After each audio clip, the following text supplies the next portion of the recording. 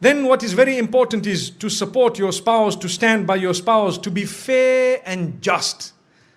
Here I need to spend a few minutes. What is the meaning of fair and just? Your mother has a problem with your wife. You don't just side with one of them. No, you must be just. You must be fair. If your mother is wrong, she is wrong even if she is your mother. We have an attitude where we say, my mother is my door to paradise. My brother, sometimes your mother is your door to hell. Did you know that? From Islam, I'm telling you, if that mother of yours is oppressive and she is doing something wrong, she could be your door to hell, not to heaven. Do you know that? Wallahi. And I am saying this with all passion because we have seen a lot of marriages where the mother-in-law thinks she is the queen who is married to the woman who you are married to before you. And then she comes and relays all her unjust instructions which are absolutely unacceptable. And the man just sits down. That's my mother. That's my mother. That's my mother. How long are you going to keep on saying that's your mother when she is oppressing your wife?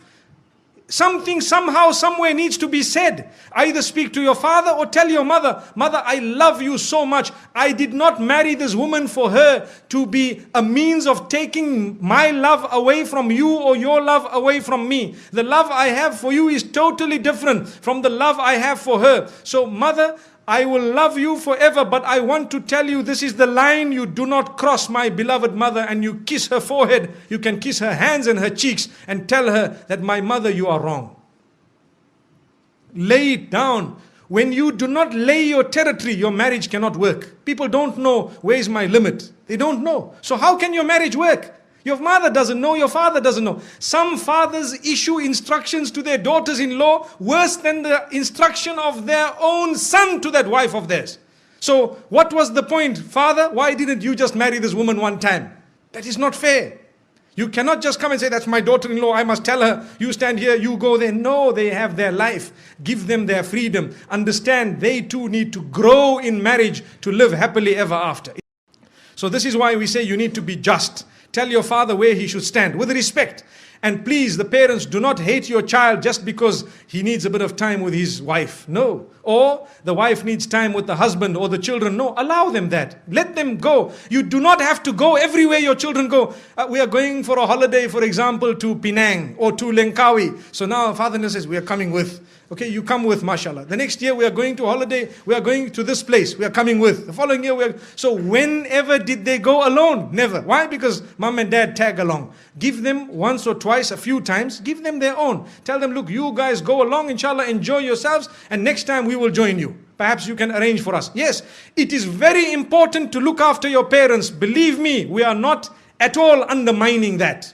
That is a rule on its own.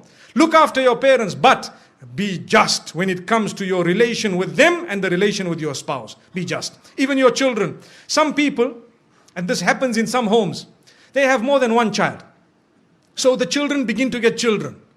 So those children who live with them in the same home, every time we shout them, we pick on them. Why? Because they live in the same home. And when the other son's children come, because they live far away, oh, my son, where were you? What happened? These children are watching. They are seeing, look at this grandfather of mine. These people here, does he know what they do at school? And here he is embracing them. It is only because we are foolish. Human nature makes us get irritated with those we live with sometimes. And we don't know those who are really irritating are actually so close to us because they are far. This is why we tell parents, sometimes you need to make sure your children live a little bit of a distance from you so that you can be even closer in relation. And I have seen in my life with lots of experience that those children who do not live with their parents are sometimes closer in relation with their parents. They have a better understanding and they have a much better relation. And I am not promoting people to abandon their parents. No, you need never to abandon your parents. If you do that, you are sinful of the highest order. But what we are saying is, give each other your breathing space. Is very important. Give each other breathing space. Some women, they get married into homes where mother-in-law sits and dishes instruction, right? Today we will cook this. I'm inviting 20 people for lunch, 40 people for supper. Tomorrow morning, 60 people for breakfast. But hang on, man. I am one daughter-in-law here. We are a few people here. What's going on? If this happened once a while, it's okay, but you cannot just sit back and dish out instructions as though this is a restaurant. MashaAllah, if you really want, I have a friend who owns a restaurant known as Dine More down the road. Perhaps we can go there. MashaAllah.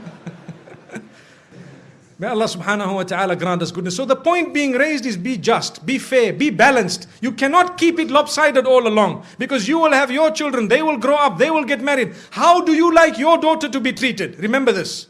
Remember, very important point.